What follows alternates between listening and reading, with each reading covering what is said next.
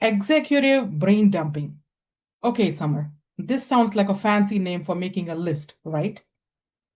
No, you guys, it's much more than that. A normal brain dump is when you take everything floating in your mind and write it down.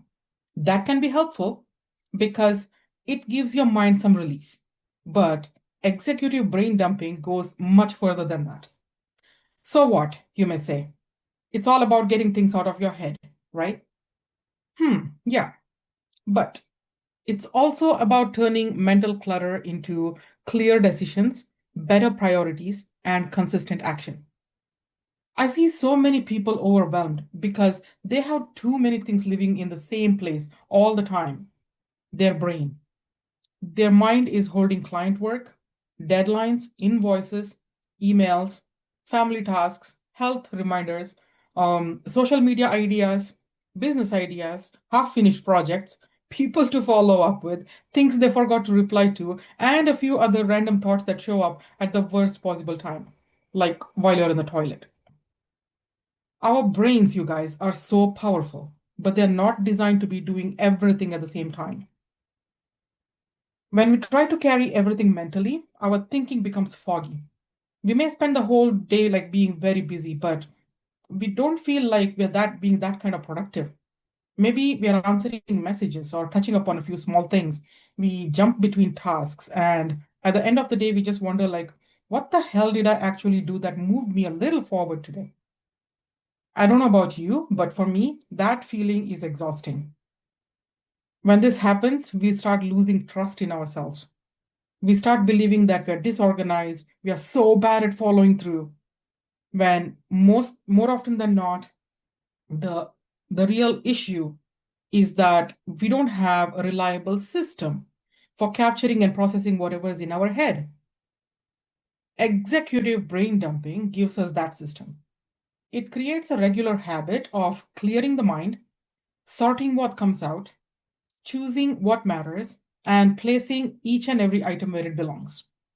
The goal is to stop treating every thought like everything is urgent. A thought is not always a task, and a task is not always a priority. Priorities might not be urgent. Once we understand that difference, we are going to lead properly. Now, I use the term executive very intentionally. When you run a company or manage a team or lead a community like I do, or you grow a business or you organize events, or you simply try to manage a full life, you need executive function. Executive function is your ability to plan, choose, focus, start, finish, and adjust. When your mind is overloaded, those abilities become weak. When I teach executive brain dump, I teach four different stages: capture, sort, decide. The last one is either schedule or store. During the capture stage, you write down every single thing that's taking up space in your mind. During the sorting stage, you group those items into useful categories. So they stop looking like one huge, overwhelming pile. During the decision stage, you choose what matters right now and what can wait and what can be delegated and what can be totally removed.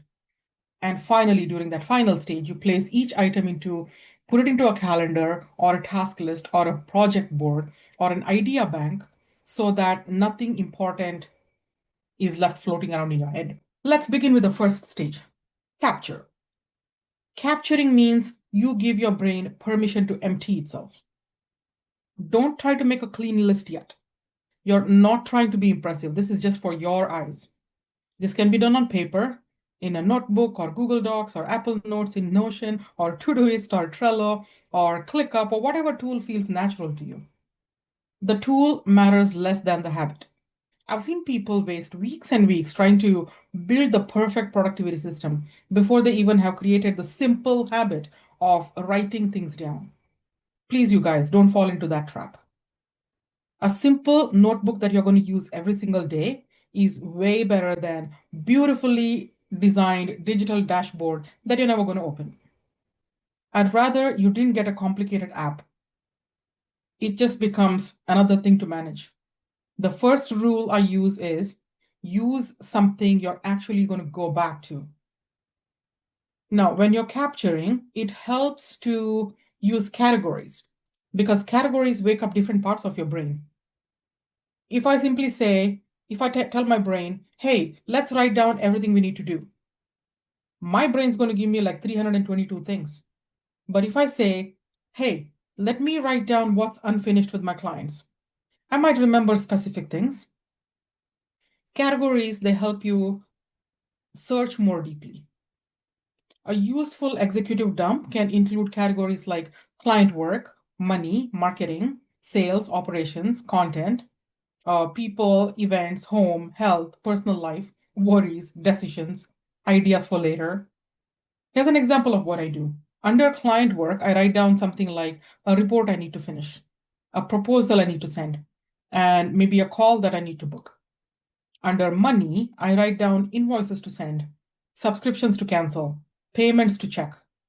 Under marketing, I might write down something like a newsletter idea, a LinkedIn post idea, a workshop title or details. I also make a list of worries.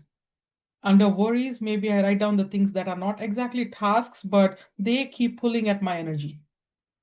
Now, I'm not going to elaborate. You don't need to know what I worry about. This is super important because not every item in your head is a task. When we dump everything into one big list and treat it all as the same, we create more confusion. When we capture it clearly, we begin to handle each item properly. Second stage is sorting. Sorting is when executive brain dumping becomes different from ordinary list making. A normal list often says, here's everything I have to do. Ugh, scary, right? Sorting says, let me understand what kind of things these are. This is where we begin to separate tasks from projects, ideas from priorities, and worries from action steps. A task is something clear and really small, easy to do. Let's say, email Sarah the contract. That's a task. But something like update my website is probably not a task. This is a project. It has several smaller actions inside it. A project might include rewriting your homepage or finding photos for a project or checking all your links whether to see they're working, updating testimonials on your website or LinkedIn, and connecting your calendar. If you put update website on your to-do list, you are always going to avoid it because it feels too big. But if you chunk it down, if you break it down into smaller steps, it becomes easier to start. Again, an idea is different. Create a new course may be a great idea, but it may not belong on this week's task list. If you put every idea into your action task list, you're going to drown in your own creativity. This is why you need something like an idea bank. An idea bank is a place where all good ideas can wait without guilt. You're not rejecting them and you're not forgetting them. What you're doing is you're simply saying, these are the things that are still important to me, but not now. The phrase can save your business from chaos. Just say, not now, because everything doesn't need urgency. A worry is also different from a task. If you write down, I'm worried that my launch will not work, that's not a task yet. You need to turn it into something like a useful question.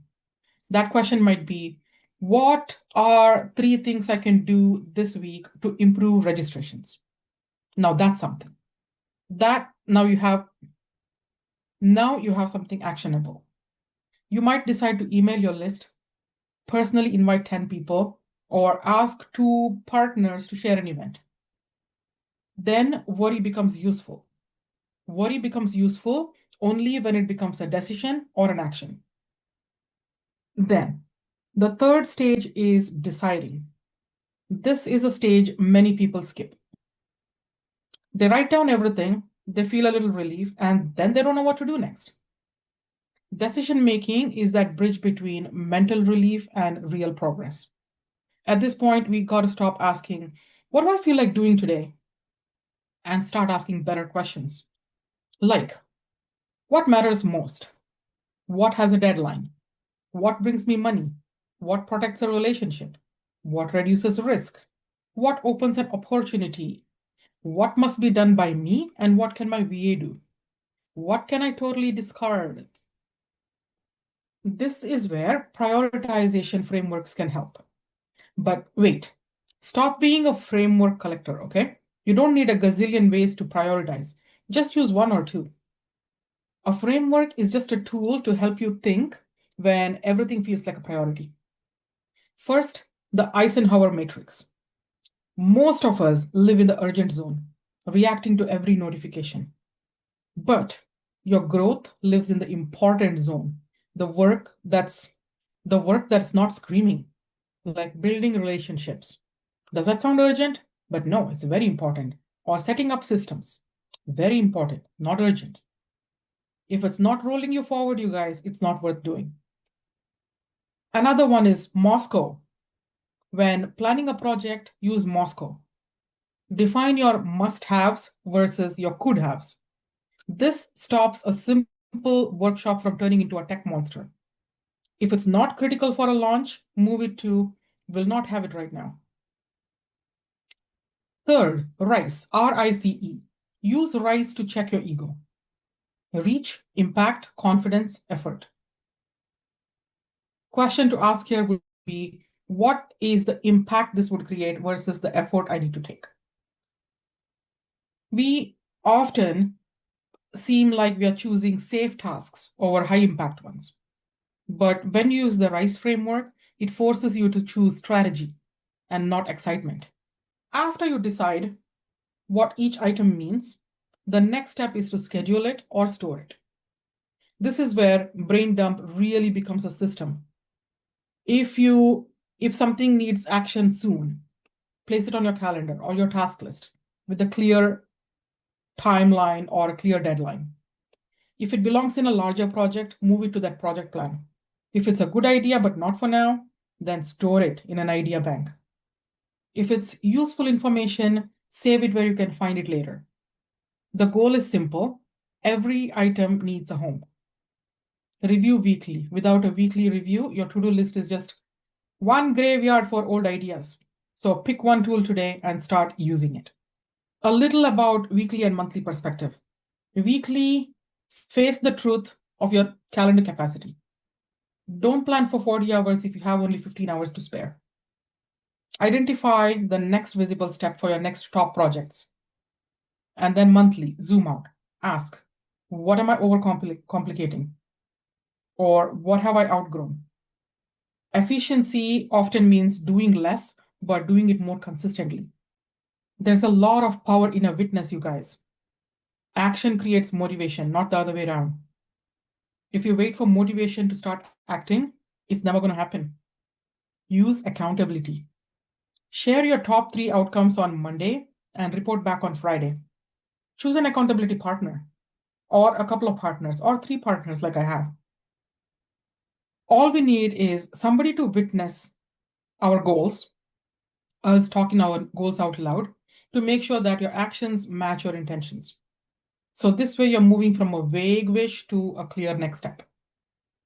That's another reason executive dumping is so useful. It's a re-entry system. When you feel scattered, you come back to the page. When you feel behind, you come back to the page.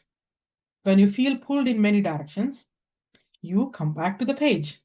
The page gives you a place to think clearly again. At the heart of this practice is just one belief. You cannot lead well from a crowded mind. You're still going to perform, you'll still get shit done, but you might still keep the outside looking fine, and on the outside you might still look fine, but inside you're going to be spending way too much energy remembering, reacting, recovering. Executive brain dumping gives that energy you're going to be spending back to you. It helps you become less reactive and more intentional, more deliberate. When you use this practice daily, you get clarity for the day.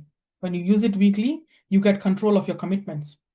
And when you use it monthly, you get direction. When you add accountability, you get the follow through that you need. And when you keep the system simple enough to repeat, you start trusting in yourself. You begin to trust that your ideas are captured, your tasks are organized, and your priorities are chosen. And your actions are connected to what matters. So action points. Here's what I want you to do today. Don't wait until you have the perfect notebook or perfect app or a perfectly quiet, beautiful morning. Start with one page. Grab one right now. Write down what's in your head. Then sort it out into tasks, into projects, ideas, worries, and later items. Choose the three things that matter most today for you or matter most tomorrow. Put those three things into your calendar or your tasks list. And everything else, you can move it to the place it belongs. Then choose one weekly review time. Put that on your calendar. Protect it. For me, weekly review happens on Saturdays between 6 and 7 p.m. That's my protected time. That one appointment I make with myself is the most valuable meeting in my business because it's that one meeting where I stop running in circles and I start leading my work. So executive brain dumping is going to make you a calmer, clearer, more honest leader of your own time and energy. It's going to help you see where you're carrying, decide what deserves more attention, and release what doesn't belong right now. And when you do that constantly and consistently, you stop using your brain as a storage closet. Instead, you're going to be using it as a powerful decision-making tool, which it's always meant to be. Happy brain dumping.